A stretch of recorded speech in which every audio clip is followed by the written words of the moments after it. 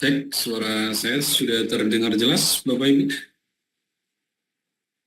Mohon di feedback di kolom komentar kalau sudah jelas. Baik, jelas ya.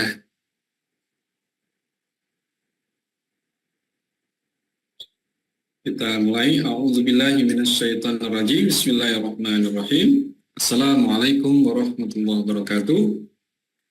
Alhamdulillahilladzi anzala as-sakinata fi qulubil mu'minin liyazdadu imanan ma'a imanihim. Asyhadu an la ilaha illallah wahdahu la syarikalah. Wa asyhadu anna Muhammadan abduhu wa rasuluh.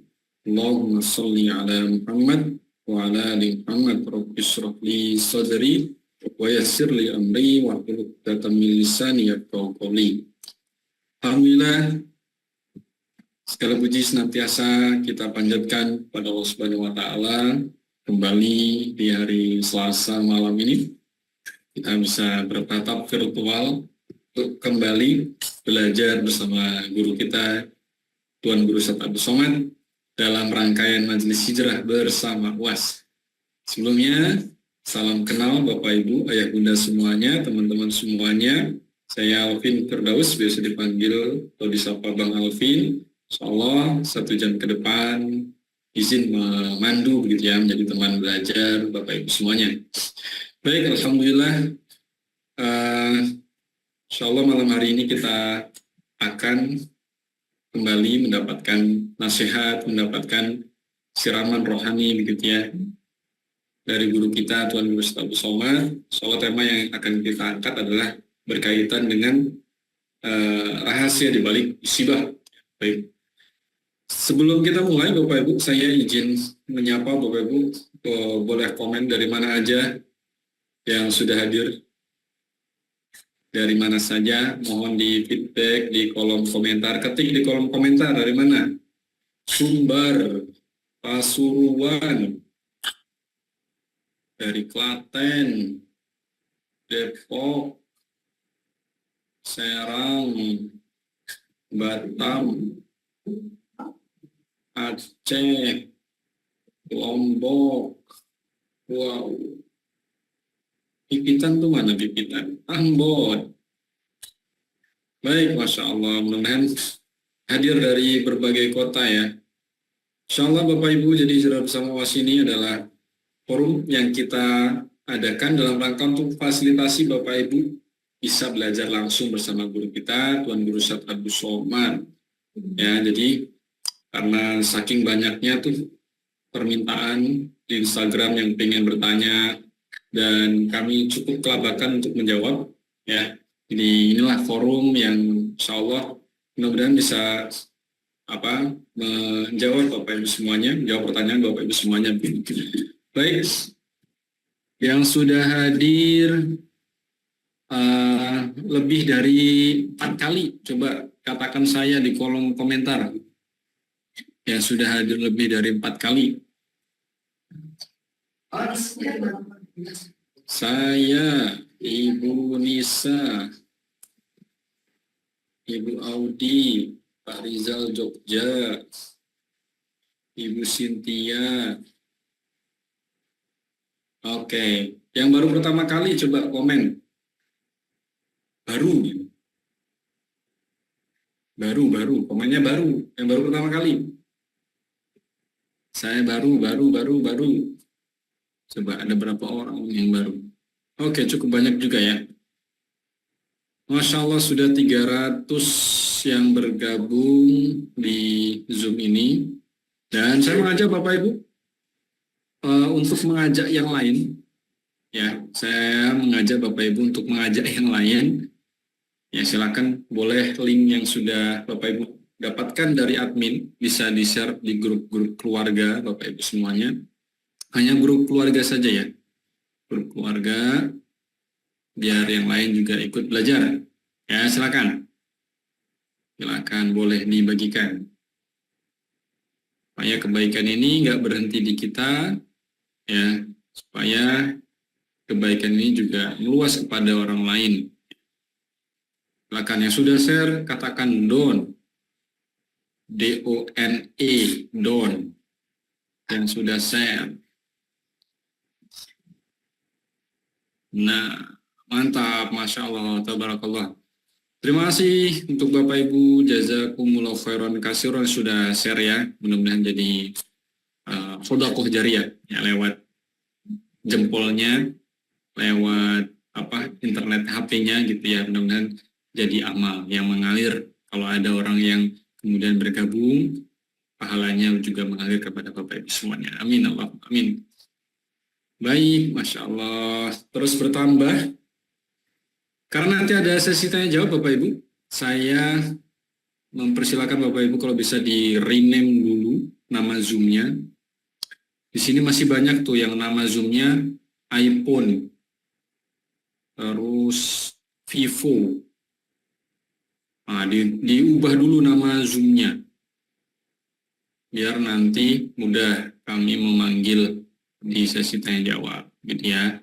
Di rename dulu, ubah namanya dengan format nama strip kota, nama strip kota, ya, nama strip kota. Sip. Nah, Ibu Sopi Bekasi, Vivi Gorontalo, Ibu Mela Raika Bandung. Yang belum silakan dirimin. Baik, Bapak Ibu, alhamdulillah terus bertambah dan insya Allah Tuan Guru juga sudah berada di tengah-tengah kita. Ya, akun Zoom-nya sudah masuk, tapi kita tunggu dulu konfirmasi di Pekanbaru begitu ya. Di Riau, apakah sudah siap atau belum begitu? Nah, aturan kedua saya sampaikan kepada Bapak Ibu, kalau bisa open kameranya, ya, open kameranya, dibuka kamera, ya. Selain nggak etis, ya ini sebagai wujud adab kita terhadap majelis ilmu begitu ya, majelis ilmu dan guru, ya, dan ahli ilmu begitu. Bapak Ibu dibuka kameranya, karena apapun yang kita dapatkan di dunia ini itu sesuai dengan atensi kita Bapak Ibu ya. Kalau atensi kita terhadap kajian pada malam hari ini setengah-setengah, saya yakin dapat juga setengah-setengah. Kalau perhatian kita, atensi kita full, insya Allah ilmu yang didapatkan juga full. Ya, jadi boleh bersiap, ada buku catatan, boleh ada minuman hangat, yang lain gitu ya, pendampingnya silakan. Dibuat senyaman mungkin dan posisikan siap belajar gitu ya, nggak sambil-sambil, nggak rebahan-rebahan, ya, tidak scrolling yang lain. Oke, kenapa ngajinya pakai Zoom? Karena supaya Bapak Ibu ngajinya tanpa distraksi, ya. Kalau live langsung kayak gini kan kita nggak bisa. Kalau mau ulang lagi kan harus recordingnya, ya. Makanya dibikinlah live langsung seperti ini supaya ada proses, ada fase interaksi gitu ya, dan Bapak bisa bertanya supaya nyambung gitu, bisa berdiskusi langsung bersama kita. Baik, Bapak Ibu, sebelum kita mulai sambil menunggu guru kita, Bapak Ibu ya, saya izin melaporkan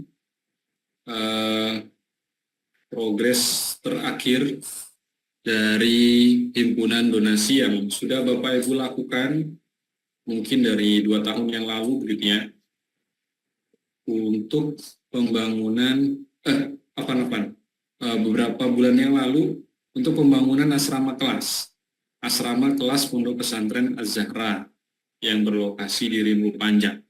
Ini sudah terkumpul, Bapak Ibu bisa cek di sidak.id/UAS,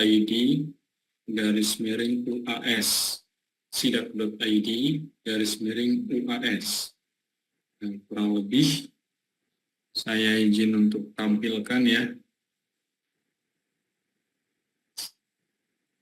Iya, ini dia. Nah, sudah terkumpul dana wakaf senilai 367 juta. Nah, di sini Bapak Ibu bisa melihat progres-progres terakhir terbaru begitu ya, dari proses penghimpunan dana wakaf untuk pembangunan Pondok Pesantren Az-Zahra ini.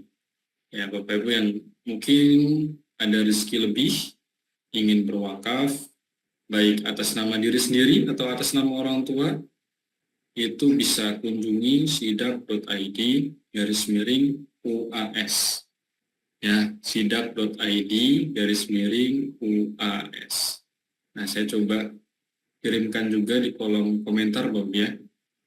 Saya kirimkan di situ biar Bapak Ibu juga bisa ikutan berwakaf. Nah, saya kirimkan di kolom chat. Ini dia. Ini linknya. Sudah terkirim, Bapak Ibu? Oh, sebentar. Oh, hilang. Nah, itu dia. sidak.id/UAS. Nah, silakan diklik untuk Bapak Ibu yang mau memulai majelis ini dengan berwakaf, dengan sedekah. Ya, caranya kalau sudah masuk di halaman ini, klik wakaf sekarang. Klik wakaf sekarang. Mohon tidak dicoret-coret ya, Kak Nabila dari Depok. Kemudian pilih nominal wakafnya. Setelah itu pilih metode pembayarannya. Ya, di sini bisa pakai dompet digital, GoPay, pakai QRIS, atau di sini dompet kebaikan. Tapi kalau dompet kebaikan ini Bapak Ibu harus bikin akun dulu dan top up dulu. Nah, dan ada rekening bank yang lain. Bisa Bapak Ibu pilih begitu ya. Sesuaikan dengan kebutuhan Bapak Ibu semuanya. Saya contoh pakai BRI. Nah, di sini saya pilih yang 1 juta. Kemudian Bapak Ibu di sini bisa tuliskan doa-doanya. Ya, sesuaikan dengan niatnya masing-masing begitu. Akan dituliskan doa-doanya dan klik lanjutkan pembayaran. Biasanya di sini kalau pakai virtual account nominalnya harus sesuai. Nah, ini kalau virtual account pas banget ya, 1 juta. Tapi kalau pakai rekening biasanya ada kode unik di akhir. Yang silakan kalau bingung bisa hubungin admin lewat WhatsApp. Ya, bisa hubungin admin lewat WhatsApp. Baik, Bapak Ibu, begitu. Untuk Bapak Ibu yang ingin bersedekah, berwakaf, bisa langsung klik link yang sudah saya bagikan. Kita awali majelis ini dengan sama-sama membaca ta'awuz dan basmalah. A'udzubillahi minasyaitonirrajim. Bismillahirrahmanirrahim. Rabbi zidni ilman warzuqni fahman. Allahumma faqihna fiddin wa alimna ta'wilna. Baik, Bapak Ibu sudah siap untuk belajar? Sudah siap mendapatkan insight-insight baru berkaitan dengan rahasia di balik musibah ini? Katakan siap kalau sudah siap. Sudah siap? Oke. Saya sarankan Bapak Ibu tidak nyambil-nyambil, ya, fokus menyimak. Kalau bila perlu ada catatannya. Oke ya, bismillah. Guru kita sudah berada di tengah-tengah kita. Pada yang kami muliakan, Tuan Guru Ustaz Abdul Somad, kami persilakan. Bismillahirrahmanirrahim. Assalamualaikum warahmatullahi wabarakatuh. Alhamdulillah. Allahumma sholli ala Sayyidina Muhammad wa ala ali Sayyidina Muhammad. Bang Alvin Firdaus beserta seluruh tim yang ada di Pontianak, tim yang ada di Riau, Bapak Ibu Abang Kakak Adik Sahabat Jamaah dimanapun berada. Tema kita malam ini hikmah tersembunyi di balik musibah. Allahumma alimna ma yanfa'una wa anfa'na bima 'allamtana innaka antal alimul hakim. Rabbi shrah li sadri wa yassir li amri wahlul 'uqdatam min lisani yafqahu qawli. Pertama, Al-Baqarah 216. Al-Baqarah 216. A'udzubillahi minasyaitonir rajim.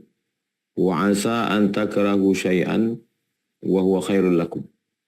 Boleh jadi kamu benci sesuatu wa huwa khairul lakum, padahal sesuatu itu baik bagi kamu. Boleh jadi kamu tidak suka sesuatu, Tapi sebetulnya sesuatu itu baik bagi kamu. Kamu tidak suka jahe karena rasanya tidak manis, tapi jahe itu baik bagi kamu. Kamu tidak suka kunyit, tapi kunyit itu baik bagi kamu sebagai obat asam lambung. Sebaliknya kamu suka gula, tapi gula itu tidak baik bagi kamu karena penyebab diabetes. Lebih kurang makna sederhananya begitu. Ayat ini ceritanya tentang perang. Kutiba alaikumul qitalu wa huwa kurhul lakum. Kamu diwajibkan berperang, kamu tidak suka. Lalu kata Allah, wa asa an takrahu syai'an, boleh jadi kamu benci sesuatu, wa huwa khairul lakum, padahal itu baik bagi kamu. Walaupun kronologis ayat ini asbabun nuzulnya adalah tentang kewajiban berperang. Lalu kemudian kaum muslimin sebagian tidak suka karena takut mati, takut patah, takut luka, takut tinggal anak istri. Lalu Allah katakan di situ banyak kebaikannya. Diuji kesabaran, diuji berstrategi, diuji mempertahankan tanah air, dan lain sebagainya. Walaupun ayat ini khusus tentang itu, tapi maknanya secara umum. Begitu juga dalam kehidupan kita. Berapa banyak kita ketika mengalami sesuatu sangat benci, sangat tidak suka itu terjadi. Tapi setelah hari berganti pekan, bulan, tahun, baru kita paham. Tapi kita bisa paham itu setelah melewati fase itu. Atau kita sedang bangun tengah malam, kita renung. Oh, ini hikmahnya ternyata. Coba kalau kemarin begini. Saya yakin setiap kita punya pengalaman pribadi tentang banyak hal yang kita sebenarnya tidak suka ketika itu terjadi. Tapi di balik itu ada hikmah-hikmah yang luar biasa. Ini secara umum. Al-Baqarah 216. Berikutnya An-Nisa 19. An-Nisa 19. Fa'asa an takrahu syai'an. Boleh jadi kamu benci sesuatu. Wa yaj'alallahu fihi khairan katsira. Tapi dijadikan Allah di balik sesuatu yang kamu benci, yang kamu tidak suka. Di situ ada khairan katsira, banyak sekali. Khairan katsira, banyak sekali kebaikan. Yang kalau kita pahami dengan kacamata emosi, kita marah. Kita merasa Tuhan tidak adil. Kita merasa kok dia hidupnya mulus-mulus saja, enak-enak aja. Tapi setelah kita lewati, hari berganti bulan berganti tahun, kita justru bersyukur kepada Allah. Untung dulu begini. Maka ada istilah orang kita, untung aja. Kalau kemarin nggak begini, jadi Allah kasih, Allah berikan di situ. Tapi memandangnya mesti dengan pandangan kacamata hikmah. Kalau kacamata emosi, kacamata marah, kacamata kesal, kecewa, itu nggak ketemu. Mungkin kita ambil air wudhu dulu, kita sholat, kita bangun tengah malam, kita merenung.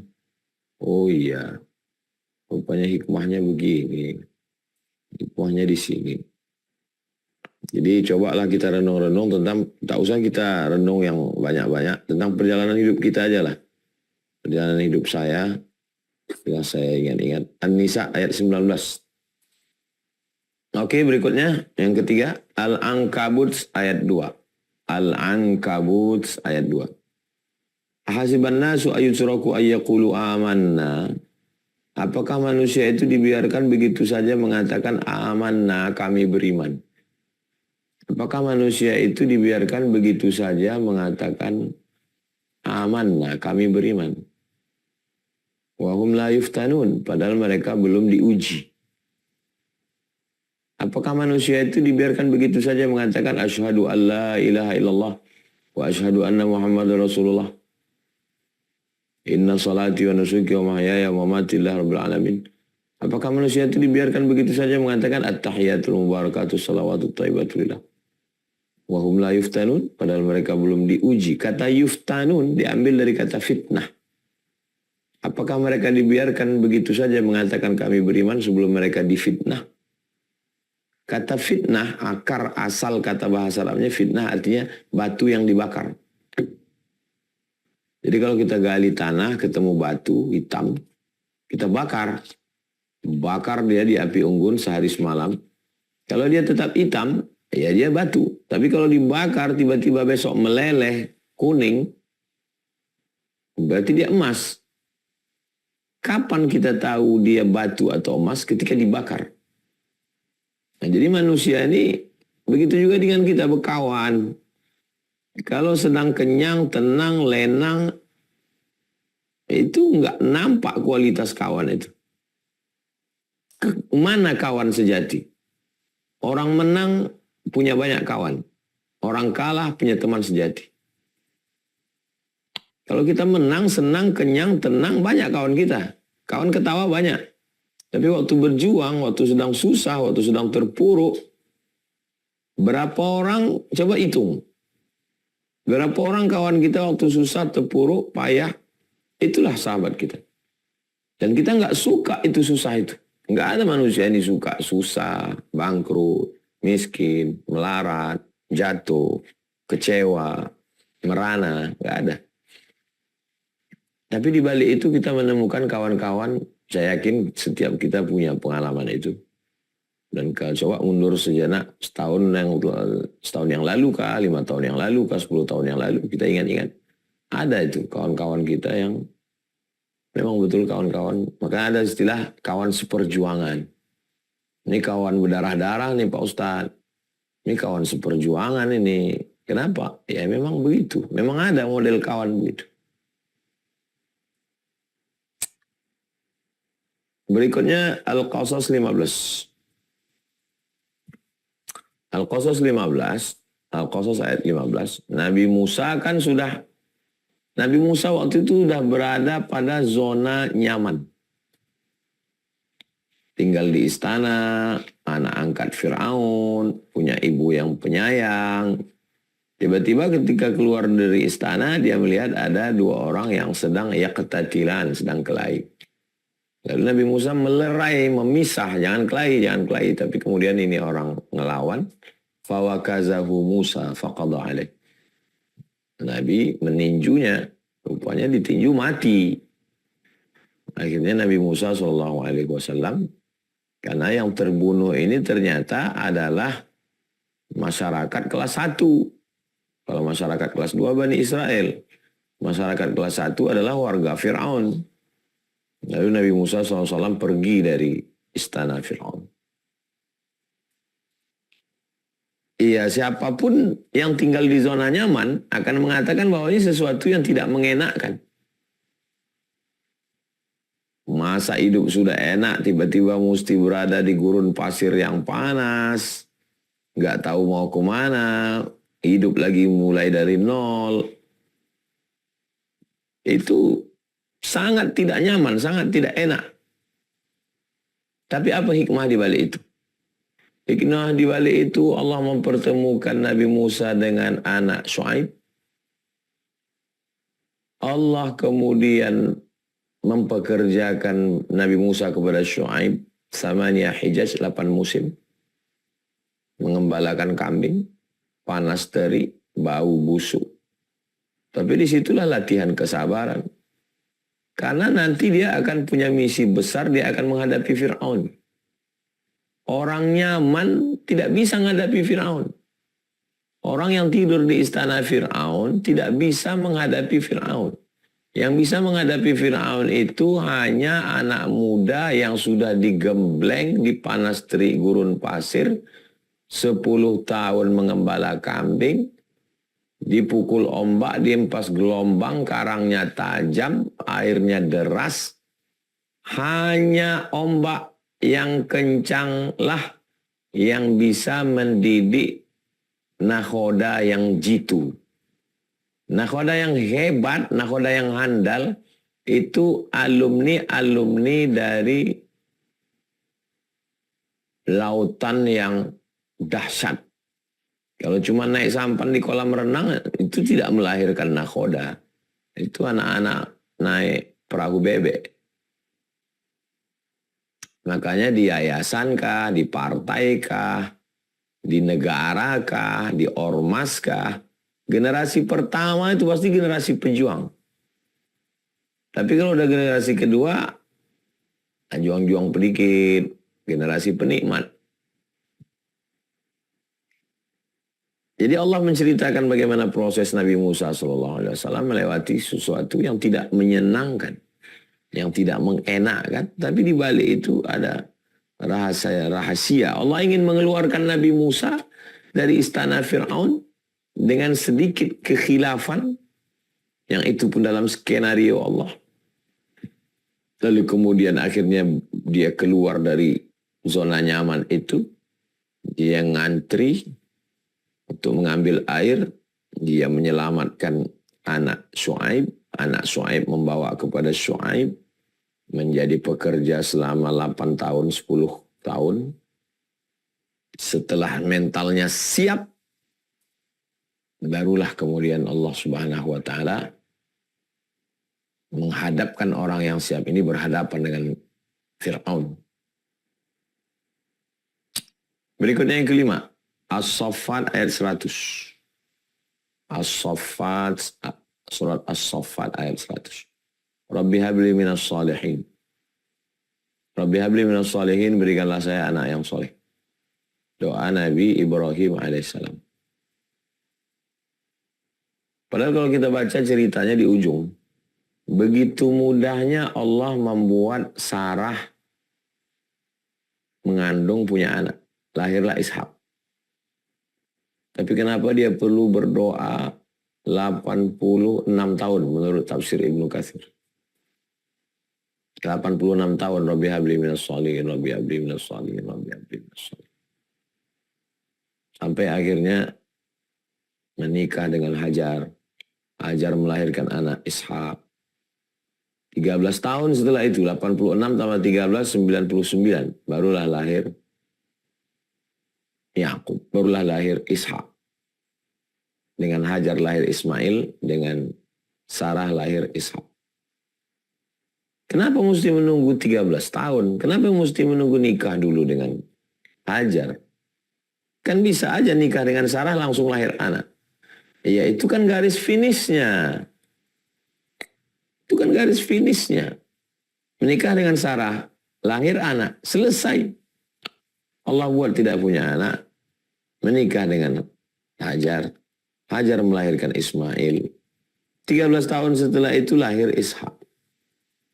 Kesabaran Ibrahim, kesabaran Sarah, kesabaran Hajar, kesabaran Ismail.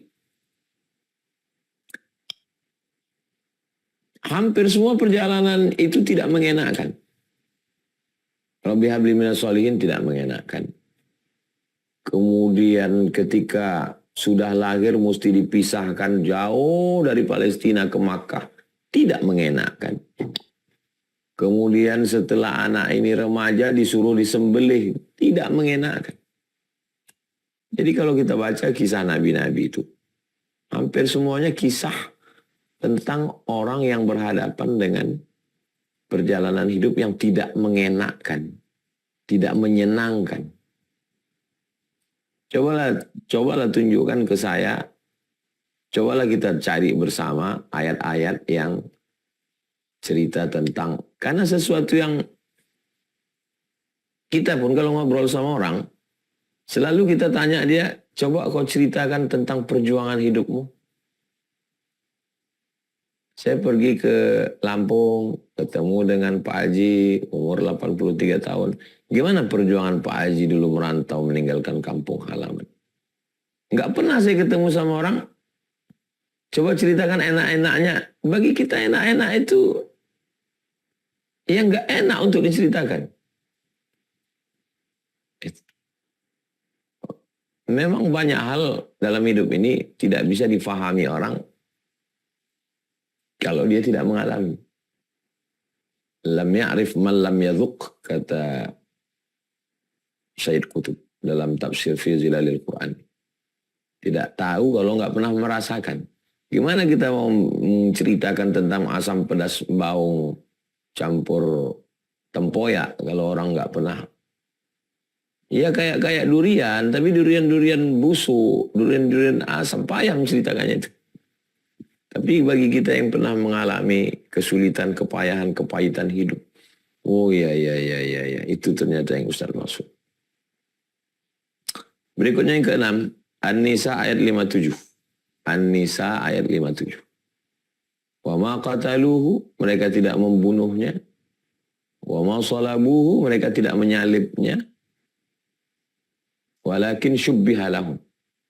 Tapi ada orang lain yang diserupakan wajahnya dengan Nabi Isa alaihissalam. Dia adalah Yahuza atau Yudas Iskariot. Kenapa mesti berbelit-belit jelimet begitu? Namanya ujian itu begitu. Kalau ujian anak TK 1+1. Kalau ujian anak SMP mulai pakai rumus. Kalau ujian S3 jurusan matematik, itu udah berat itu. Ya kenapa enggak simpel-simpel aja ya? Kenapa mesti payah ya Pak Ustadz? Itu berarti anak TK terjebak di tubuh yang dewasa. Kalau istilah Syekh Muhammad Al-Ghazali namanya mantik tufuli. Mantik itu logika, tufuli anak kecil. Logika anak kecil. Yang ngomong orang dewasa. Ini kok payah kali, ini kok ribet kali, ini kok jelimet. Tuhan itu kok jelimet. Sama lah seperti anak TK, ini kok payah, sedikit-sedikit nangis.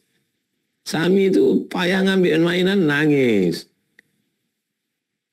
Nggak dapat ini, nangis. Itu. Jadi kita ini sebetulnya tidak dewasa. Tidak dewasa sesuai umur. Umur nambah terus, 20, 30, 40. Tapi secara pemikiran, secara spiritual, kita tidak dewasa, kita masih anak-anak. Nah, proses pendewasaannya itu ya dengan hal yang tidak menyenangkan. Emas itu disaring dari pasir, dari lumpur, disiram merkuri, baru dapat emas. Setelah itu dibakar, baru jadi emas batangan. Habis itu dipukul,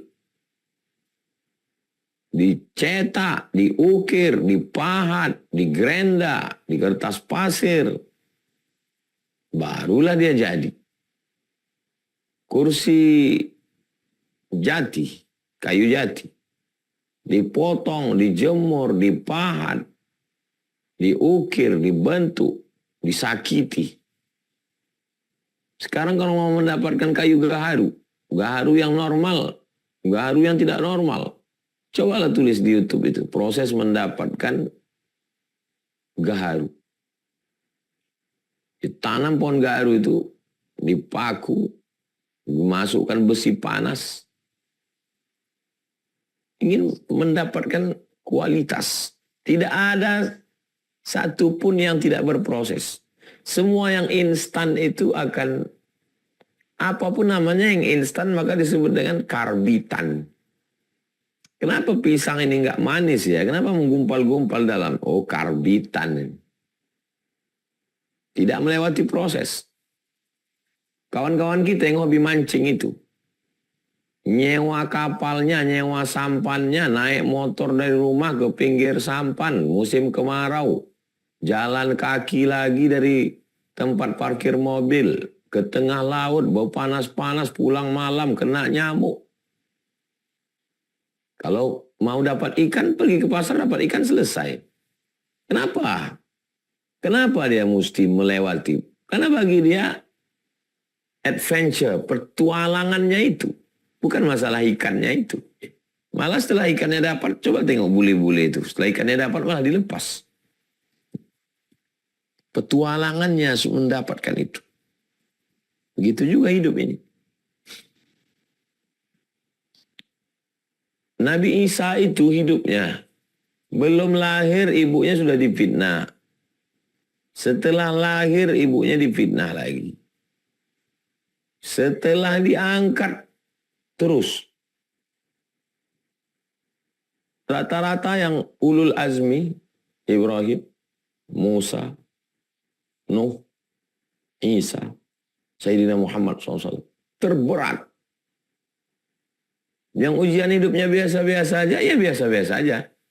Tapi begitu dia diangkat jadi wali Allah, ujiannya luar biasa. Naik menjadi nabi, naik menjadi rasul, naik menjadi ulul azmi. Semakin mengerucut, makin berat. 7. Surat Az-Zumar. Surat Az-Zumar ayat 10. Innama yuwaffas sabiruna ajrahum bighairi hisab. Allah memberikan balasan pada orang yang sabar itu bighairi hisab. Tidak bisa dihitung. Bighairi hisab tidak bisa dihisab.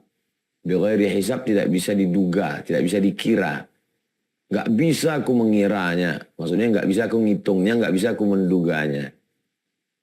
Kalau nggak ada hal yang menyakitkan, gimana kita tahu kita sabar? Dan kalau kita tidak tahu diri kita sabar, gimana kita layak untuk mendapatkan surprise? Oh, jadi kalau begitu Allah menguji itu karena Allah nggak tahu kita sabar. Berarti rusak iman kita. Allah tahu. Kalau Allah tahu kenapa dia uji kita? Dia cuma mau ngasih tahu kita. Dia cuma mau ngasih tahu kita kok nggak layak.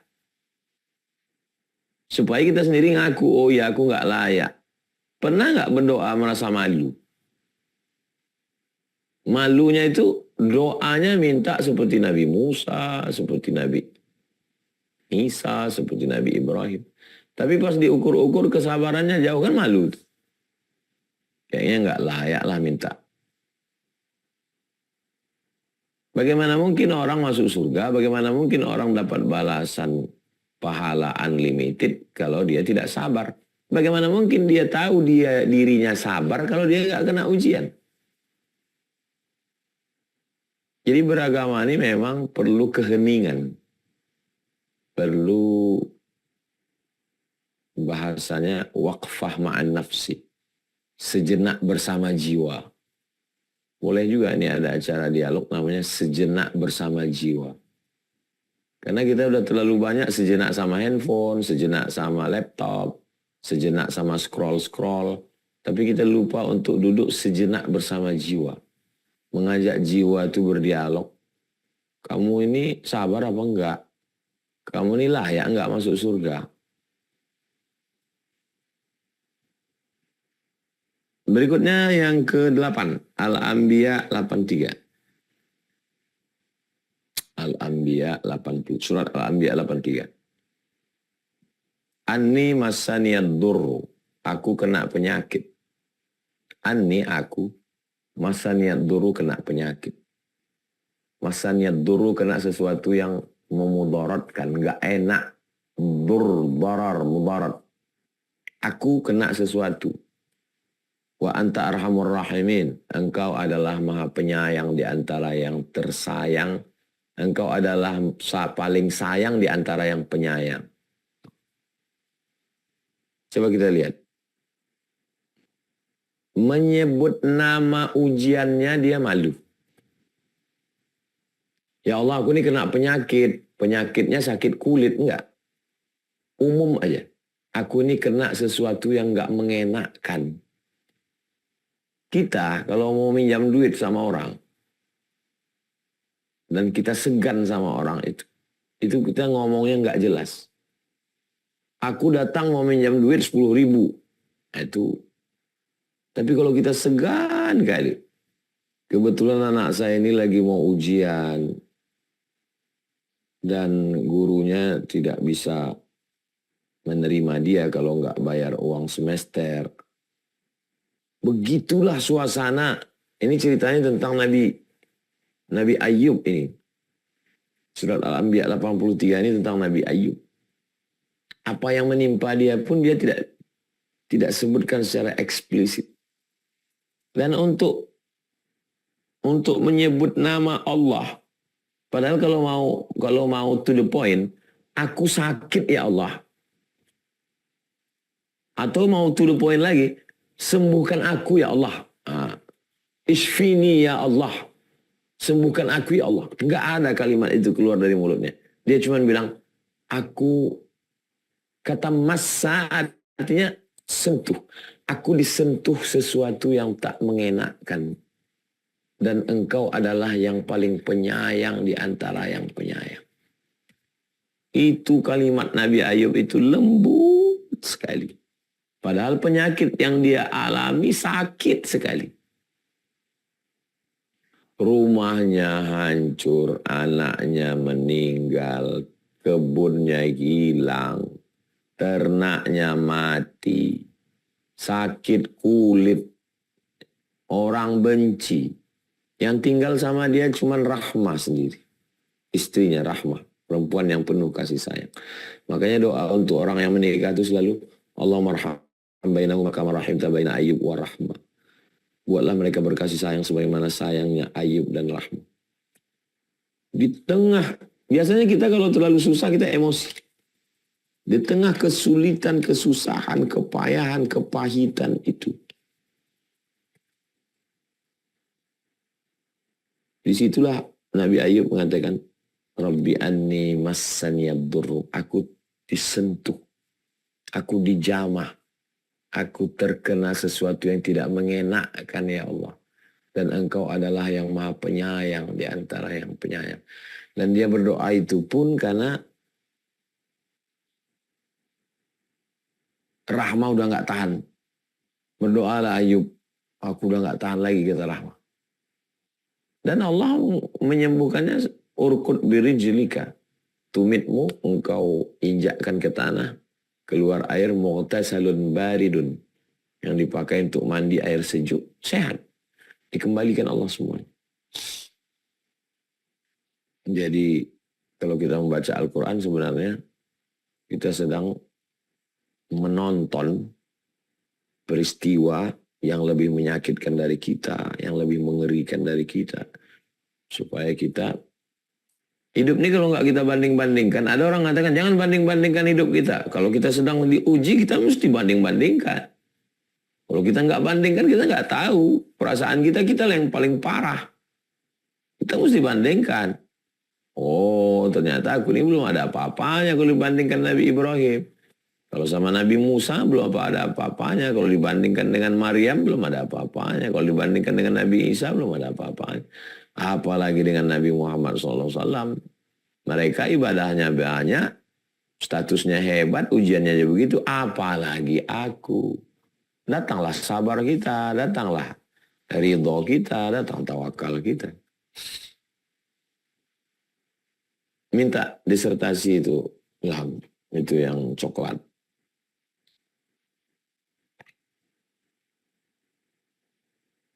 Disertasi ini adalah disertasi awal yang saya bawa ke Sudan. Sebelum diperiksa oleh Syekh Omar Al-Ma'ruf Ali. Inilah yang pertama saya cetak, saya bawa ke Sudan. Tebalnya sebelum ditashih oleh Syekh.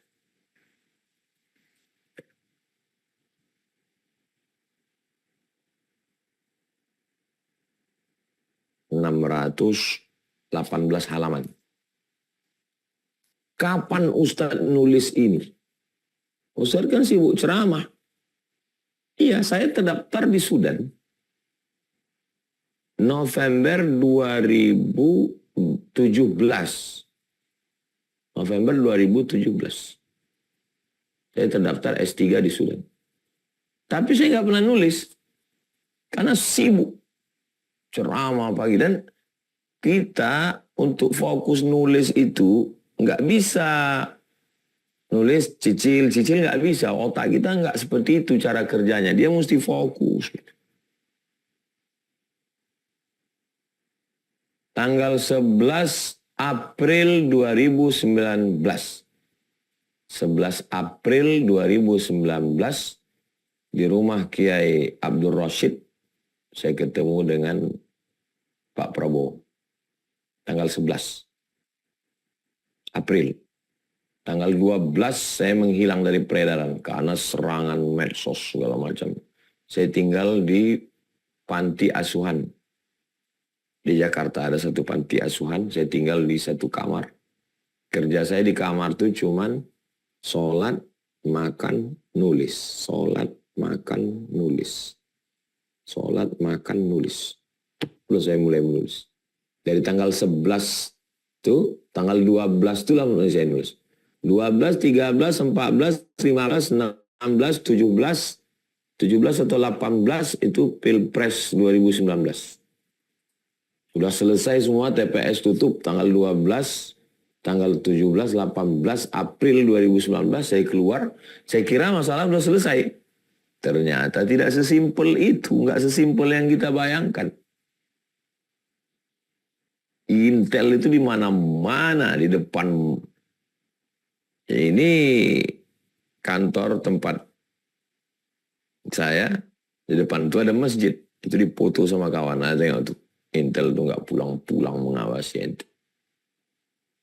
Ustadz sebaiknya handphone Ustadz dibuang, karena handphone Ustadz disadap.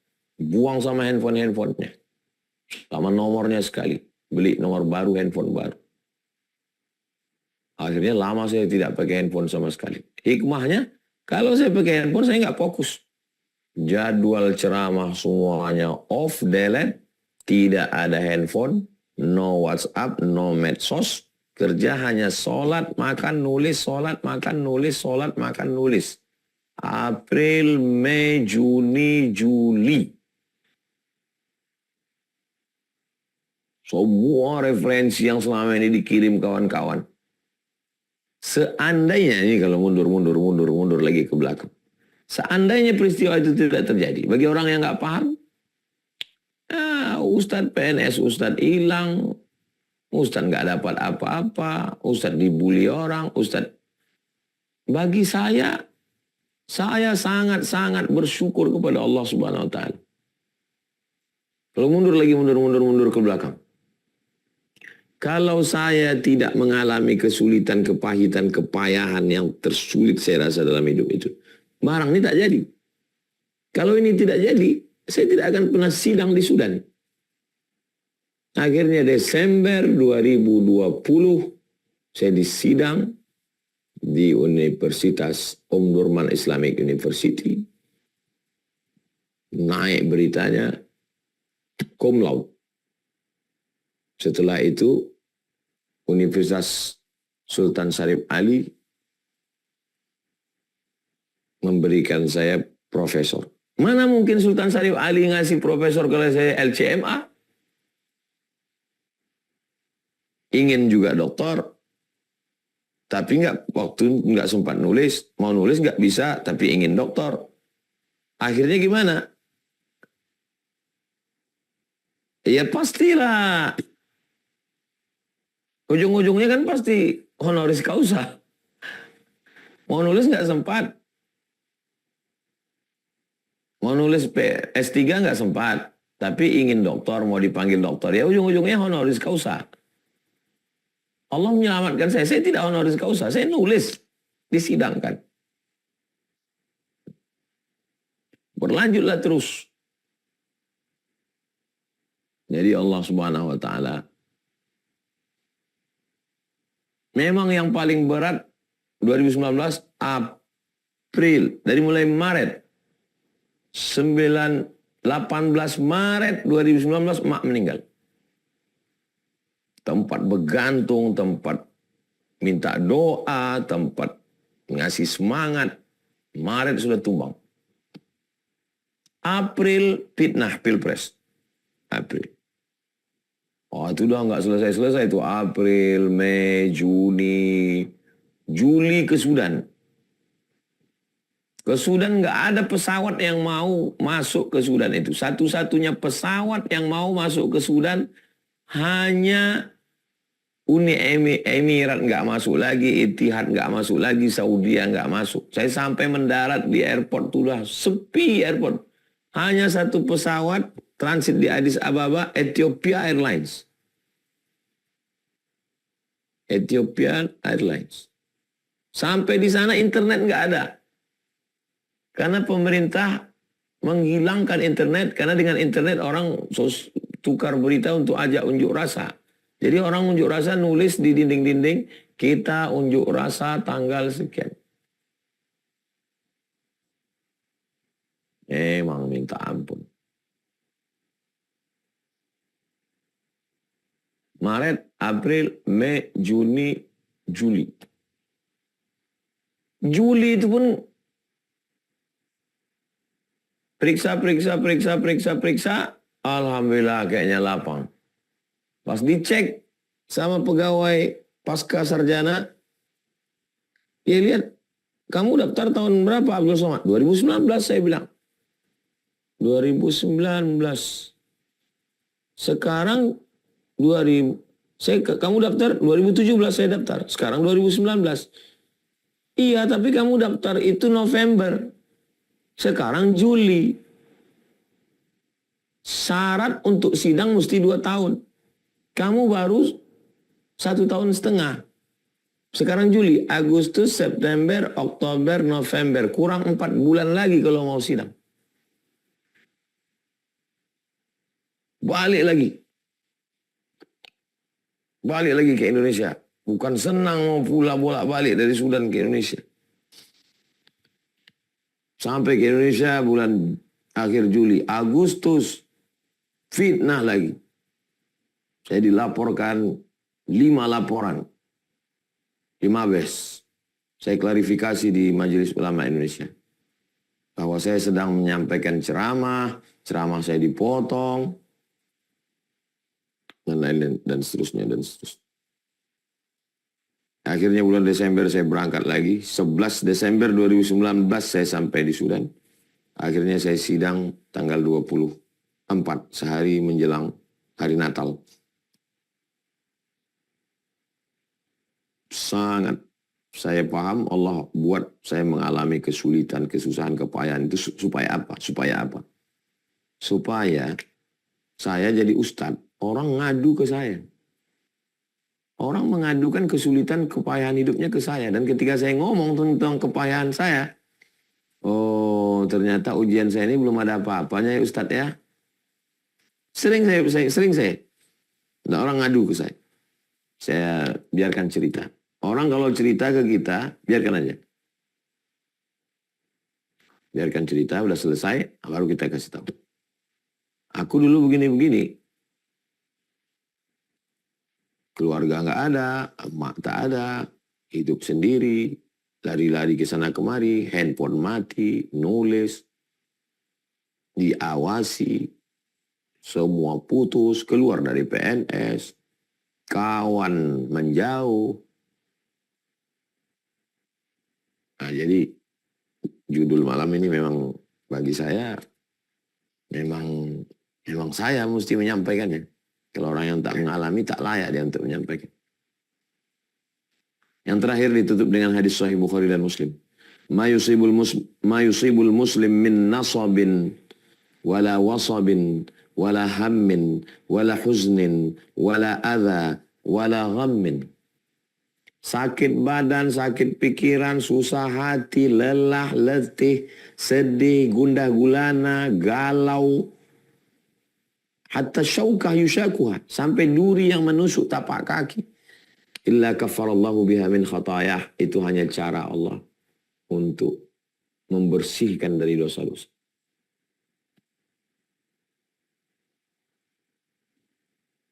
Cara Allah untuk membersihkan kita dari dosa-dosa. Mungkin itu sebagai pengantar kita malam ini. Sudah jam 20.47, saya kembalikan ke Bang Alvin Firdaus. Terima kasih. Mohon maaf. Assalamualaikum warahmatullahi wabarakatuh. Waalaikumsalam warahmatullahi wabarakatuh. Masya Allah, tabarakallah. Jazakallah khairan kasiran kepada Ustaz Abdul Somad. Masya Allah, luar biasa ilmunya. Satu ayat yang ini mungkin jadi resume terbaik gitu ya. Kalau menurut saya ayat yang terbaik tadi di Quran Surat Al-Baqarah ayat 216 Bapak Ibu. Asa an takrahu syai'aw wa huwa khairul lakum wa asa an tuhibbu syai'aw wa huwa syarrul lakum. Boleh jadi kita menyenangi sesuatu tapi itu tidak baik bagi kamu. Dan boleh jadi kamu menyukai sesuatu padahal itu tidak baik bagi kamu. Padahal itu tidak menyenangkan bagi kamu. padahal diwajibkan atas kamu berperang, padahal itu tidak menyenangkan bagimu. Tetapi boleh jadi kamu tidak menyenangi sesuatu, padahal itu baik bagi kamu, dan boleh jadi kamu menyukai sesuatu, padahal itu tidak baik bagimu. Allah mengetahui, sedang kamu tidak mengetahui. Masya Allah. Nah, insya Allah, mudah-mudahan apa yang disampaikan guru kita bisa paham Bapak Ibu, bisa paham, bisa mengamalkan, dan bisa mengajarkannya. Dan insya Allah kita akan masuk ke sesi tanya jawab Bapak Ibu semuanya. Saya persilakan untuk Bapak Ibu bisa open kameranya dan bisa raise hand begitu ya. Bisa angkat tangan di Zoom ini. Saya persilakan untuk yang pertama Ibu Inung Al-Huda. Silakan Ibu dibuka mic-nya. Assalamualaikum Ustadz. Waalaikumsalam warahmatullahi wabarakatuh. Izin bertanya, kadang kita bisa ikhlas saat diuji, tapi kadang tidak bisa, terasa sakit, terasa sedih, walaupun itu sudah berjalan 3-4 bulan Ustadz. Apakah itu tanda bahwa kita tidak lolos saat diuji? Kemudian yang kedua, apa bedanya ujian dengan azab Ustadz? Terima kasih.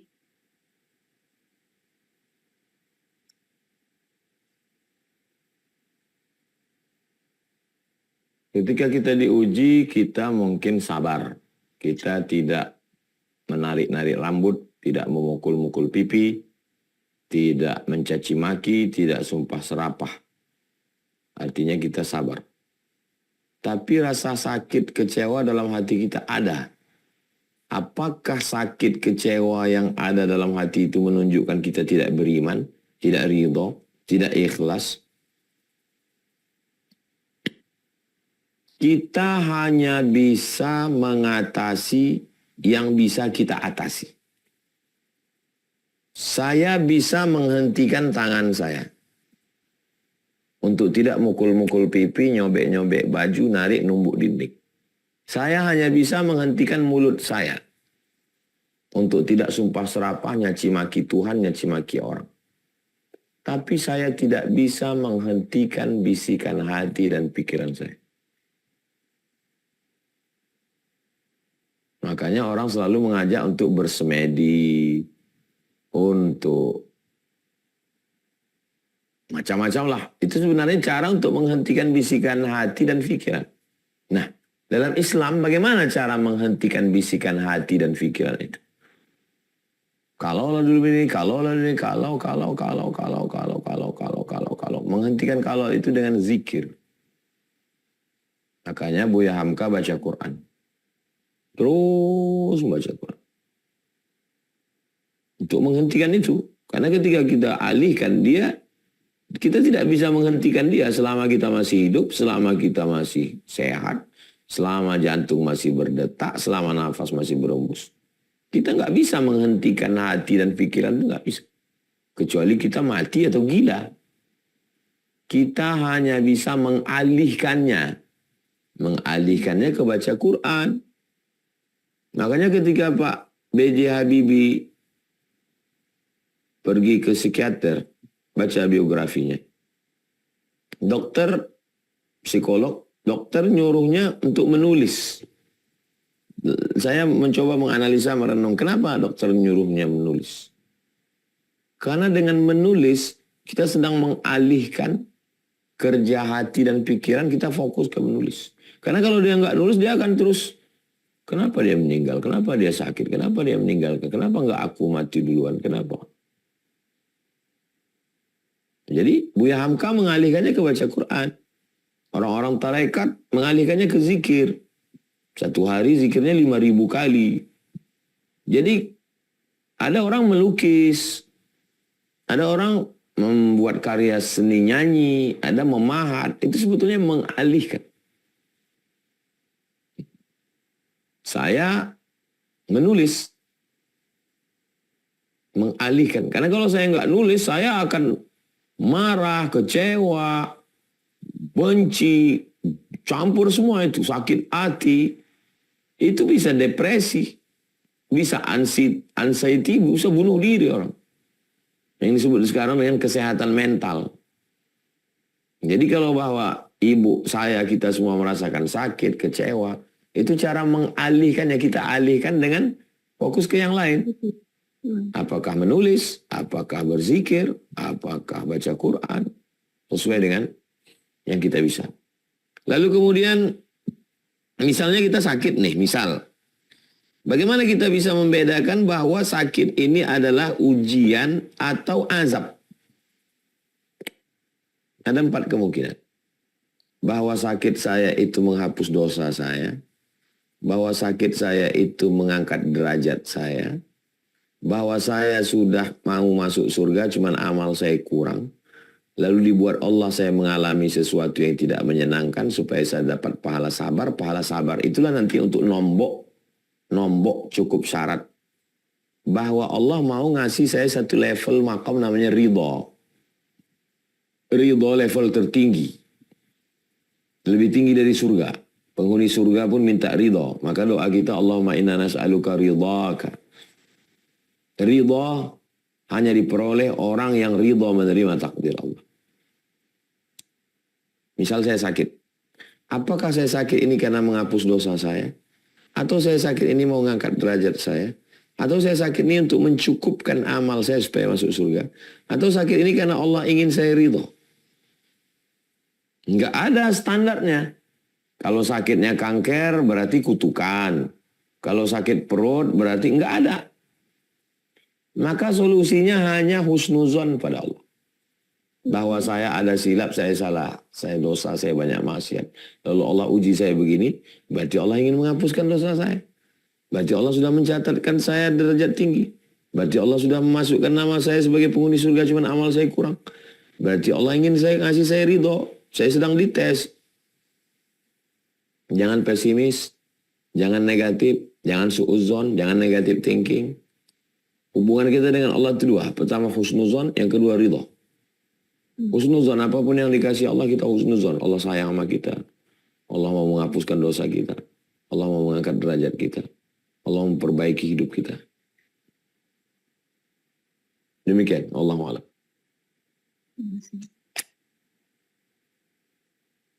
Baik Ibu, mudah-mudahan terjawab atas pertanyaannya.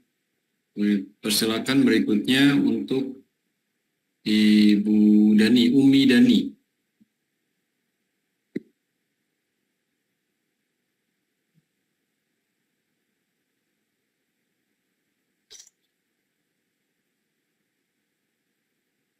Silakan dibuka mic-nya.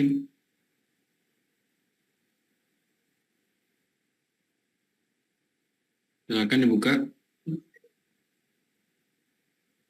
Sudah? Apa sampaikan pertanyaan. Assalamualaikum warahmatullahi wabarakatuh. Waalaikumsalam warahmatullahi wabarakatuh. Saya pernah mendengar gini Ustaz. Kalau kita meminta sesuatu dari Allah, dan sesuatu yang kita minta itu dikabulkan di dunia, apakah di akhirat itu kita tidak akan mendapatkan lagi Ustaz? Terus yang kedua, gini Ustaz, saya pernah berdoa sama Allah kan, ini doa saya gini, jangan sibukkan saya dengan dunia, gitu. Terus salah satu gini Ustaz, dunia itu dengan HP. Jadi sekarang ini Ustaz, setiap saya HP dekat dengan HP gitu, kepala saya sakit Ustaz gitu. Jadi sekarang ini alhamdulillah tidak pernah itu candu. Makanya sekarang ini pun saya mengaji pakai HP suami. Begitu anak pun pakai HP suami juga gitu di rumah. Karena doa saya itu termasuk gimana Ustaz? Itu doa yang dikabulkan Allah atau memang penyakit itu yang dikirim Allah ke saya itu termasuk ajab itu Ustaz itu. Karena sampai sekarang ini saya nggak bisa melihat api lama-lama Ustaz. Termasuk anak saya itu juga seperti itu. Saya batasin gitu. Tolong penjelasan Ustaz. Assalamualaikum warahmatullahi wabarakatuh.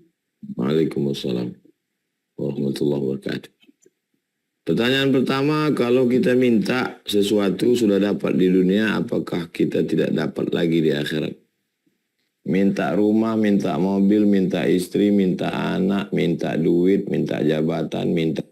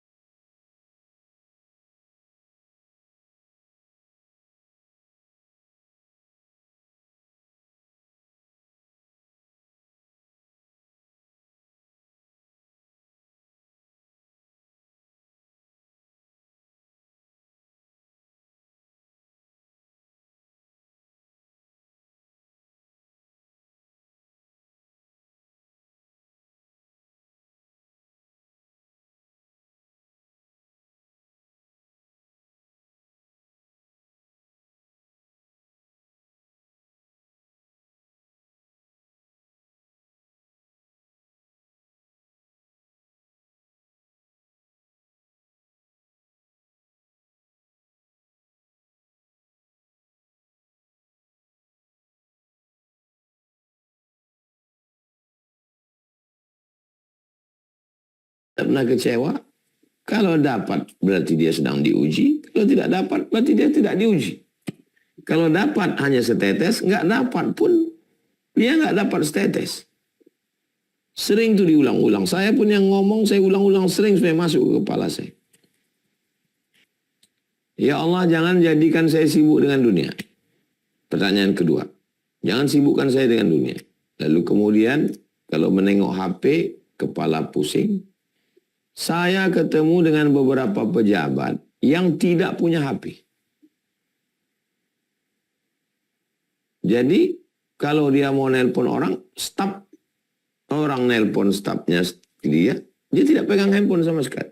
Mohon maaf Pak Ustadz ya, saya nggak bisa dihubungi, saya nggak punya handphone sama sekali. Saya ketemu kiai yang nggak punya handphone, istrinya saja. Saya nggak bisa begitu karena saya mesti mengontrol postingan admin. Saya tidak bisa lepaskan ini 100% ke admin. Orang komplain ke saya, ini belum diposting Ustadz, ini minta izin kolaps, ini kemarin ini begini. Untuk mengontrol itu. Kalau seandainya bisa dilepas nih 100%, lebih nyaman lagi tidak pakai handphone. Jadi kalau ada bapak ibu yang tidak terlalu sibuk, nggak usah pakai handphone. Membuat sakit kepala. Kalau sakit kepala menengok handphone, apakah itu azab atau rahmat? Kalau untuk orang yang tidak terlalu banyak mesti berhubungan, berkomunikasi dengan handphone, memang baguslah tidak menggunakan. Kalaupun pakai handphone yang jadul, yang hanya sekedar komunikasi untuk nelpon. Jangan pula gara-gara itu kita susah untuk komunikasi dengan anak, istri, dan lain-lain. Tapi kalau habis waktu kita untuk itu, dia bisa menjadi laknat. Benda bisa jadi rahmat, bisa jadi laknat. Mobil, motor, duit, emas, perak, jabatan, harta, ilmu, bisa jadi rahmat, bisa jadi laknat. Saya selalu merenung, apakah yang saya terima saat ini jadi ustadz, jadi penceramah, itu bagi saya rahmat atau laknat? Kalau dengan ini saya dekat dengan Allah, dekat dengan keluarga, berarti rahmat. Tapi kalau dengan ini saya jadi angku, jadi saya sombong, bisa jadi laknat. Makanya ulama dalam kitab Ar-Risalah Al-Qushairiyah lalu mengatakan, mari merenung, berpikir. Seandainya masuk ke dalam hutan, lalu semua pucuk-pucuk kayu dan burung-burung di hutan itu mengucapkan salam, assalamu alaika ya wali Allah. Dalam kitab Ar-Risalah Al-Qushairiyah. Assalamu alaika ya wali Allah. Terdengar daun-daun kayu dan burung-burung mengucapkan salam. Renung ke dalam hati. Apakah dengan yang diberikan Allah itu justru menjadi ujub? Aku adalah wali Allah, aku penghuni surga. Kalau ada perasaan begitu, berarti sedang terlaknat. Maghrur, tertipu. Makanya Imam Ash-Sharani menulis Tanbihul Mughtarrin, peringatan bagi orang yang tertipu. Tapi kalau dengan itu muncul rasa sedih, takut kepada Allah, sedang diuji Allah. Nah, jadi kita semua coba merenung atas apa yang kita terima. Ini kira-kira mendekatkan saya pada Allah atau menjauhkan saya? Ini membuat saya lebih bersyukur atau menjadi kufur? Demikian, Wallahu a'lam. Terima kasih Ustaz. Waalaikumsalam. Waalaikumsalam. Berikutnya Bapak Fajar Irawan dari Cirebon. Assalamualaikum warahmatullahi wabarakatuh, Pak Ustaz. Waalaikumsalam warahmatullahi wabarakatuh. Saya hari ini bahagia sekali, Ustaz. Barakallahu Saya fikum. kebetulan penggemar Pak Ustaz Abdul Somad ini sudah lama. Alhamdulillah. Begini Pak Ustaz, saya ingin bertanya tentang umur atau usia, Pak Ustaz. Ya. Jadi 16 tahun yang lalu bapak saya berpulang, Pak Ustaz. Ya. Terus 5 tahun yang lalu ibu saya juga berpulang, Pak Ustaz.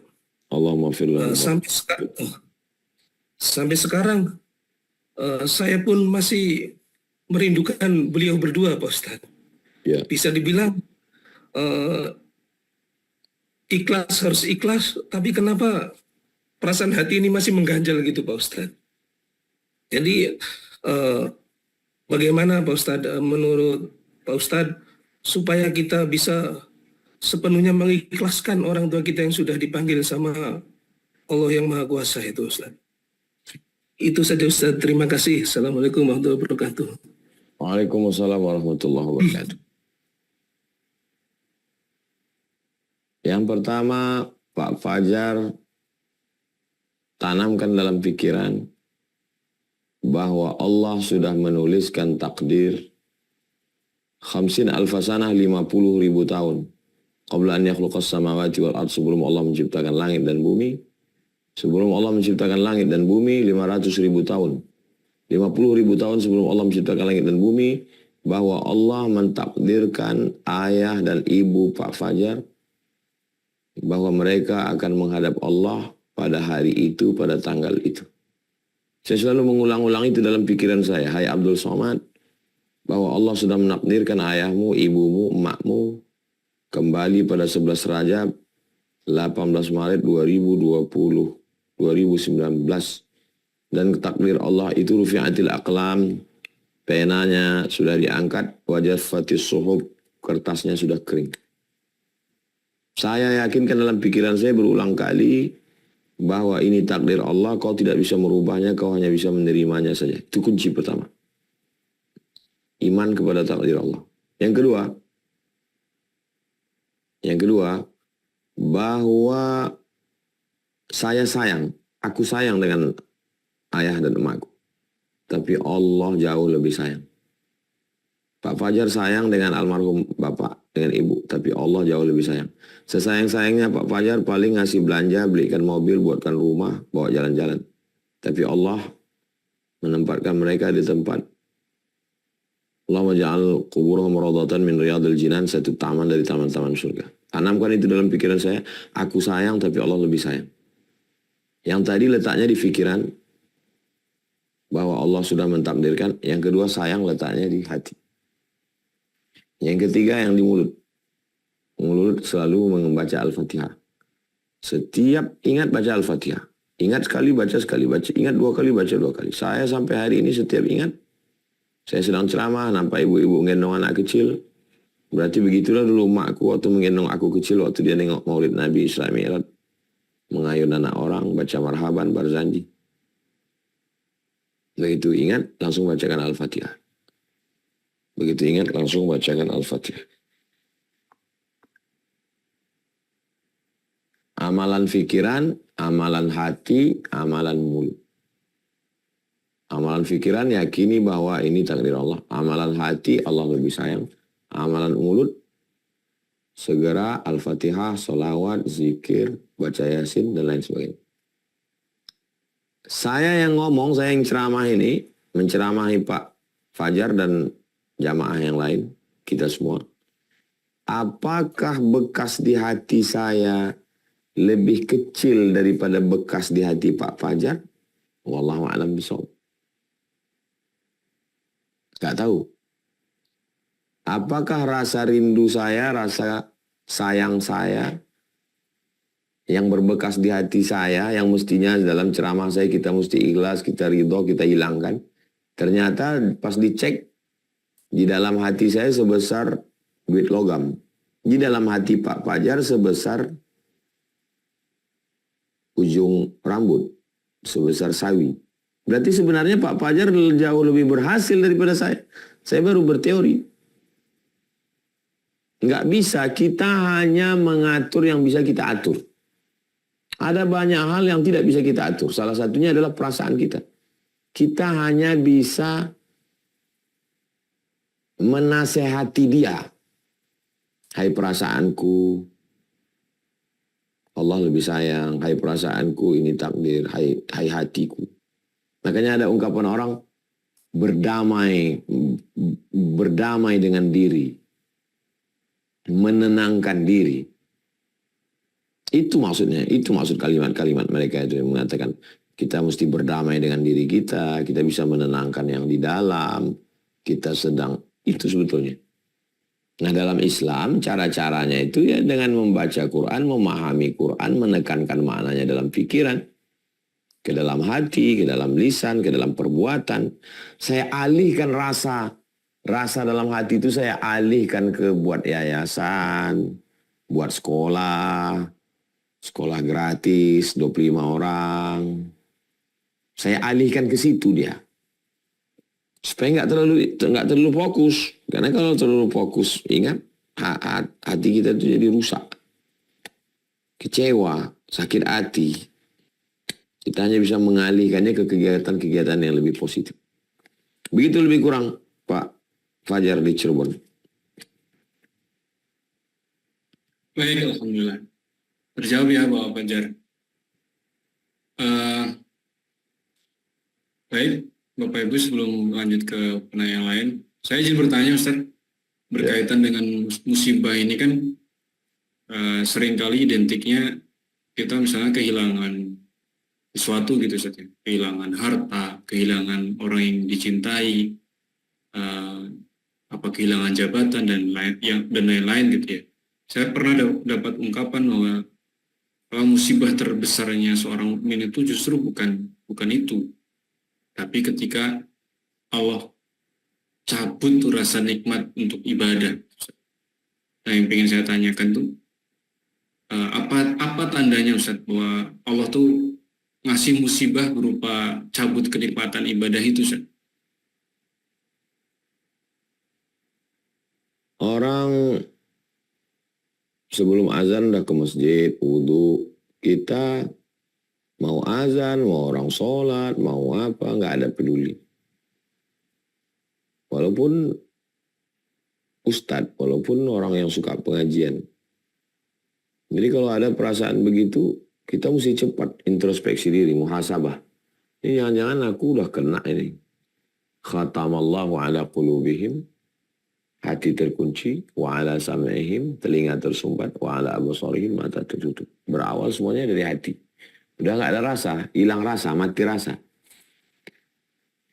Orang yang kerja di rumah makan, dia sudah kehilangan rasa. Dia nggak makan rendang, nggak makan gulai, nggak makan. Malah makannya dengan kerupuk. Kenapa? Dia udah hilang rasa. Jangan sampai kita yang udah ngaji, kehilangan rasa dengan agama ini. Makanya mukti dipaksa-paksakan. Allah bisa karena biasa. Paksa-paksakan ke masjid, paksa-paksakan berjamaah, paksa-paksakan baca Quran, paksa-paksakan berzikir. Berawal dari keterpaksaan, lama-lama menjadi kebutuhan, lama-lama menjadi ketergantungan, lama-lama menjadi kenikmatan.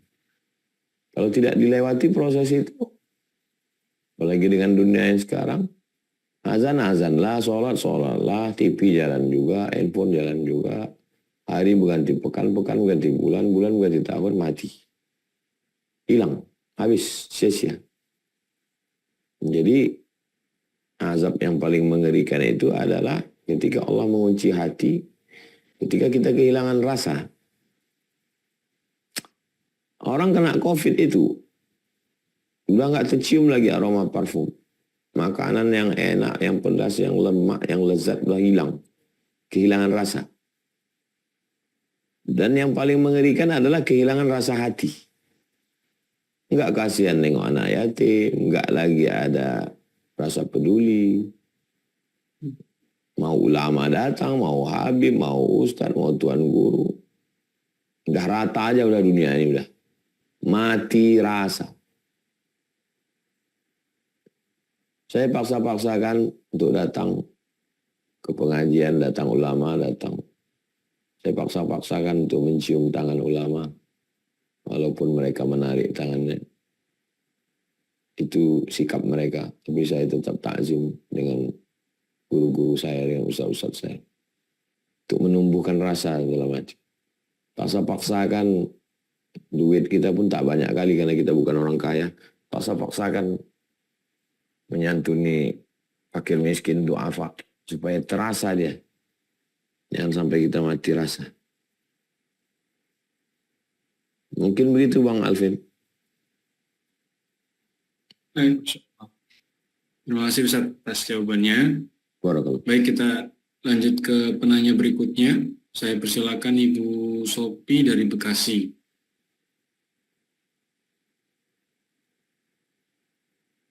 Assalamualaikum warahmatullahi wabarakatuh. Waalaikumsalam warahmatullahi wabarakatuh. Ustadz, langsung aja nih ya.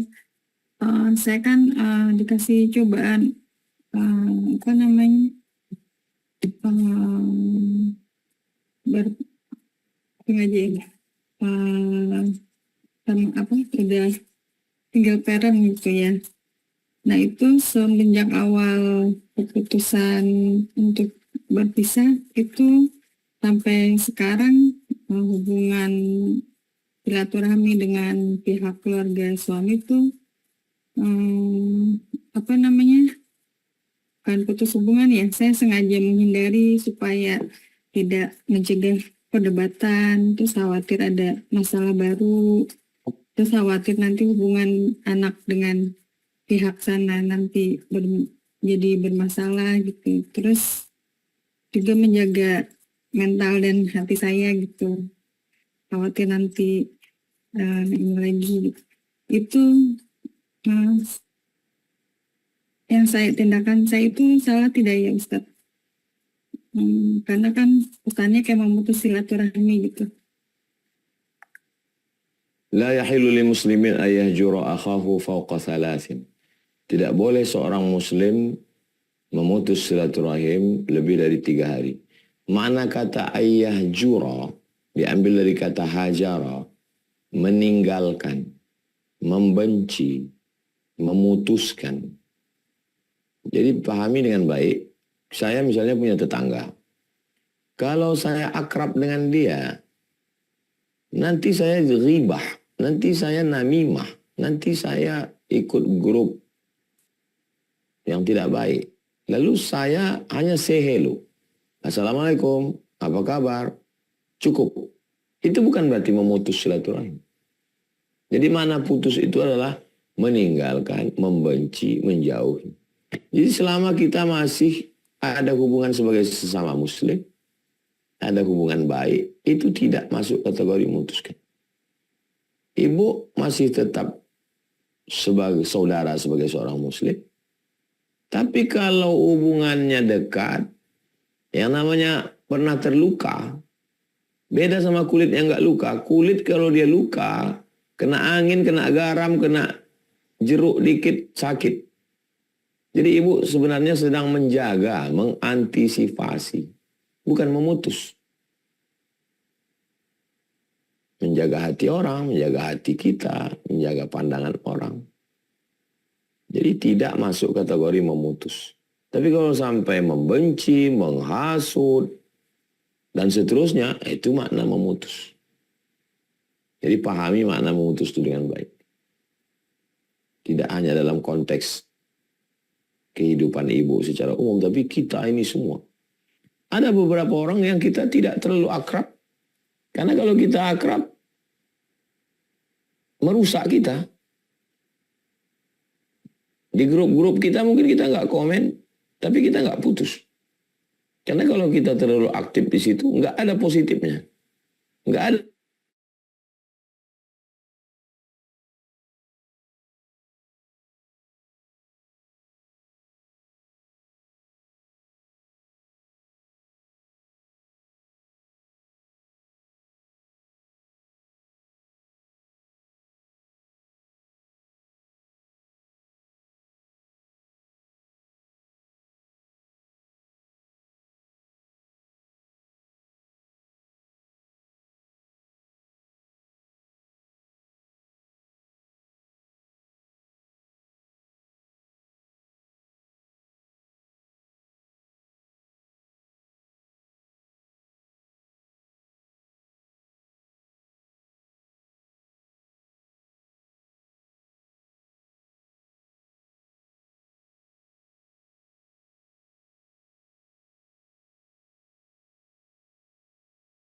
Juga kebaikan dan yang terbaik buat saya.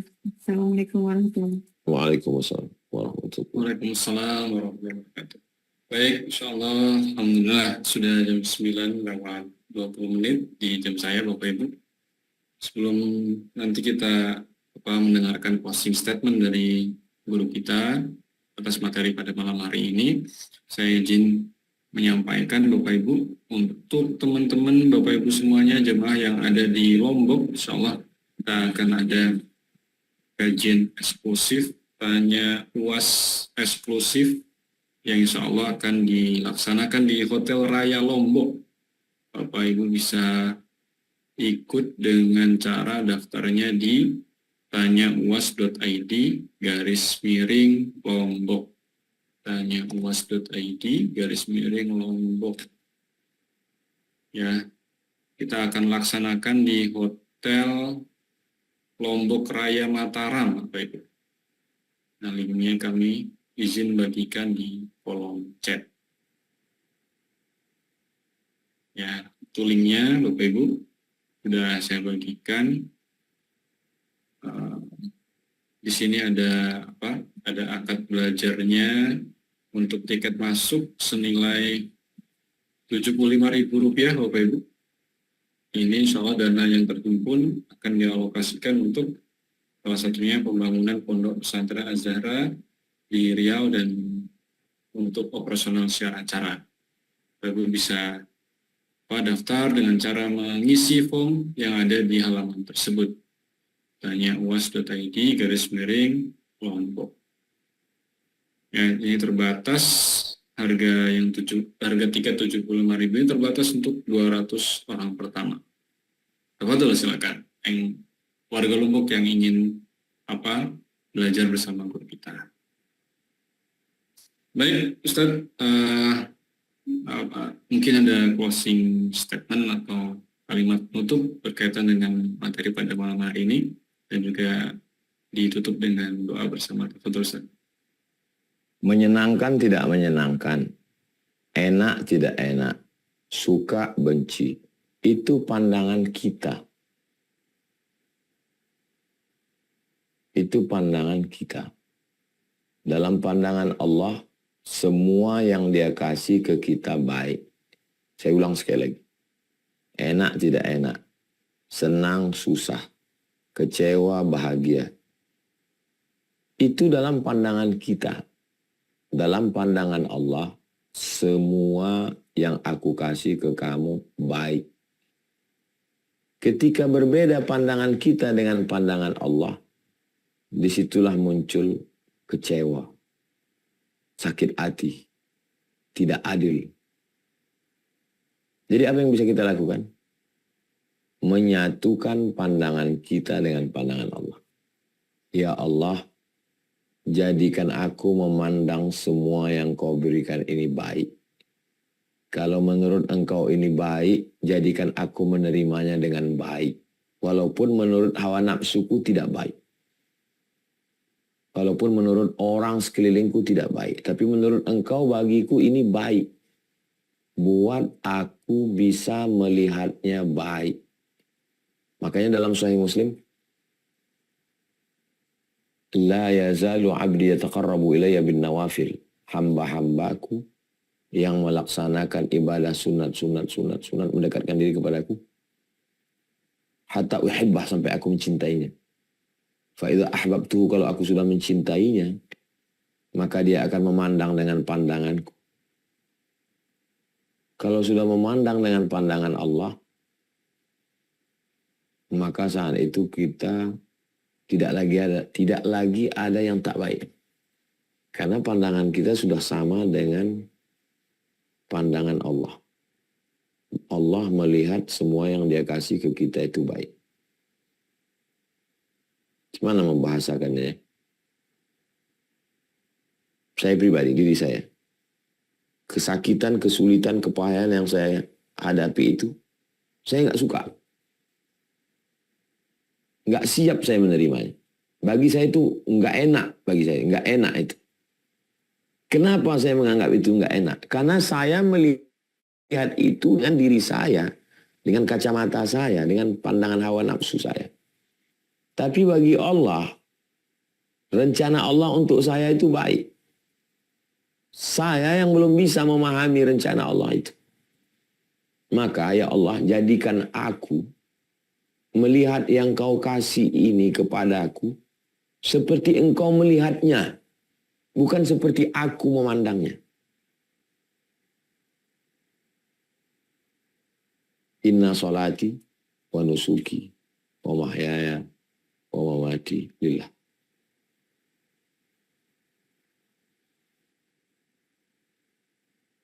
Berproses.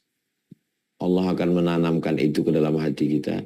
Lewat sholat kita, lewat zikir kita, lewat ngaji kita. Kalau semakin ngaji, semakin zikir, semakin ibadah, kita bisa memandang rencana Allah itu baik, bersyukurlah. Tapi kalau kita semakin ngelawan, semakin merasa Tuhan tidak adil, berarti ada sesuatu yang salah. Doakan juga saya, supaya jangan hanya sekedar pandai ngomong, pandai ceramah, tapi juga saya bisa memahami rencana Allah untuk hidup saya, untuk keluarga saya, untuk kita semua. Alhazinnya, semoga Allah selalu membimbing kita, selalu memandang semua yang Allah kasih ke kita baik. Al-Fatihah. A'udzubillahi minasyaitonirrajim. Bismillahirrahmanirrahim. Alhamdulillah rabbil alamin arrahmanir rahim maliki yaumiddin. Iyyaka na'budu wa iyyaka nasta'in. Shiratal mustaqim shiratal ladzina an'amta 'alaihim ghairil maghdubi 'alaihim waladdallin. Amin. Allahumma shalli ala sayyidina Muhammad wa ala ali sayyidina Muhammad. Ya muqallibal qulub, engkau yang membolak-balikkan hati. Sabit qulubana, kokohkan hati kami ini. Kuatkan hati kami ala dinik dalam agamamu, ala ta'atik dalam ketaatan kepadamu. Allahumma a'inna, tolong kami ala dzikrika, supaya hati kami selalu berzikirmu ya Allah. Wa syukrika, selalu bersyukur kepadamu. Wa husni ibadatik, selalu beribadah dengan ibadah yang terbaik. Allah mawafiqna, tanamkan taufik dan ridhamu dalam hati kami.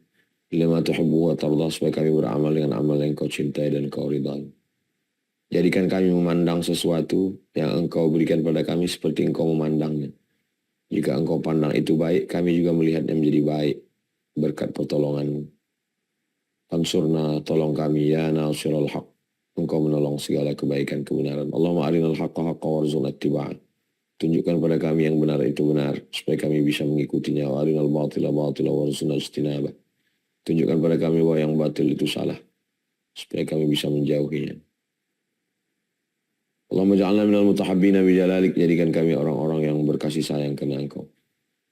Ahyina bil iman, hidupkan kami dengan iman. Wa amisna bil iman, matikan kami dengan iman. Wa adkhilnal jannata ma'al iman, masukkan kami ke dalam surga membawa iman.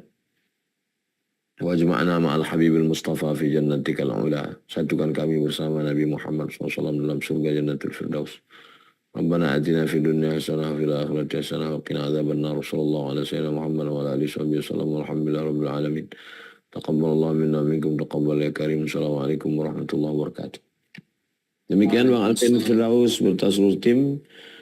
Terima kasih kepada semua jamaah, Bapak Ibu, Abang, Kakak, adik, sahabat. Kita tetap selalu bersama dalam doa. Wa tawassaw bil haqq wa tawassaw bis sabr. Bismillah. Jazakumullah hasanal jaza, jazakumullah khairan. Wassalamualaikum warahmatullahi wabarakatuh. Waalaikumsalam warahmatullahi wabarakatuh. Terima kasih Tuan Guru Ustaz Somad yang berkenan berbagi ilmu. Masya Allah, semoga menjadi amal jariah jika ilmunya yang disampaikan bisa kita pahami, bisa kita amalkan, dan kita ajarkan juga ke teman-teman yang lain, ke saudara-saudara kita yang lain. Kami mohon maaf Bapak Ibu semuanya yang mungkin belum dapat kesempatan, yang sudah sangat antusias pengen bertanya, tapi belum dapat kesempatan. Mudah-mudahan di lain kesempatan bisa bertanya langsung dengan guru kita. Soal dalam waktu dekat, ini tanggal 25 Mei ya Bapak Ibu, tanggal 25 Mei, Tuan Guru akan datang ke Lombok. Sekali lagi saya informasikan, akan berbagi ilmu langsung eksklusif. Ya, kita kemas kajiannya dengan eksklusif ya Bapak Ibu ya, senyaman mungkin. Bapak Ibu bisa ikut dengan cara bergabung lewat link yang sudah saya bagikan. Nah, insya Allah akan dilaksanakan di Hotel Lombok Raya Mataram di hari Ahad, hari Minggu, tanggal 25 Mei 2025, jam 1, ya jam 1 siang pada zuhur. Insya Allah yang akan dibahas adalah 3 sahabat Nabi. Ya, 3 sahabat Nabi, 2 sahabat Nabi dan 1 Amirul Mukminin, ya Bapak Ibu ya. Umar bin Abdul Aziz, kemudian satu lagi adalah Bilal bin Rabah dan Utsman bin Affan. Bapak bisa cek langsung di link yang sudah kami bagikan. Kaya, berkuasa, atau hamba biasa.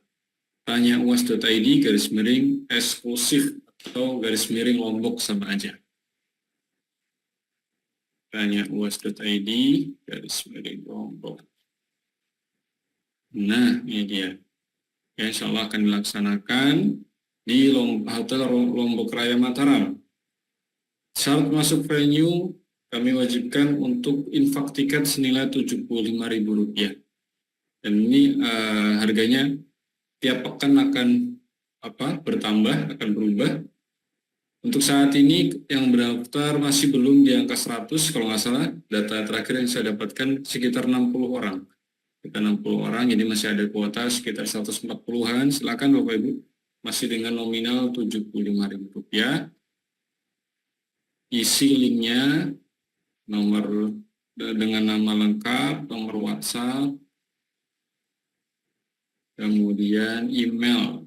Nah, kenapa email wajib dimasukkan? Karena kalau Bapak Ibu isi form ini nanti dapat free 66 video recording Hijrah Bersama UAS, full recording materi Hijrah Bersama UAS, tema-tema sebelumnya bisa disimak langsung lewat platform tanyauas.id ya, supaya nanti bisa akses langsung. Nah, silakan transfer ke rekening atas nama kelas Pondok Digital. Barakallahu fiik, terima kasih. Saya mohon maaf kalau ada kekurangan dalam memandu acara pada malam hari ini. Doakan kami semuanya, doakan Ustaz Abdul Somad mudah-mudahan istiqomah, doakan kami sehat, dan saya juga mendoakan Bapak Ibu semuanya diistiqomahkan Allah Subhanahu wa taala dan terus diberikan kenikmatan, diberikan rasa untuk bisa menikmati sajian-sajian ilmu, majelis-majelis ilmu. Karena di waktu yang sama banyak juga orang yang dihadirkan majelis ilmu langsung di depannya, tapi juga tidak mendapatkan nikmat yang sama, ya.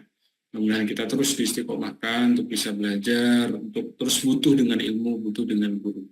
Amin Allahumma amin. Kita tutup sama-sama dengan membaca Alhamdulillahirabbil alamin dan doa kafaratul majlis. Subhanakallahumma bihamdika asyhadu an la ilaha illa anta astaghfiruka wa atubu ilaik. Terima kasih Bapak Ibu. Kita jumpa lagi di Selasa depan. Semoga kita diistiqomahkan dalam kebaikan ini. Amin Allahumma amin. Assalamualaikum warahmatullahi wabarakatuh.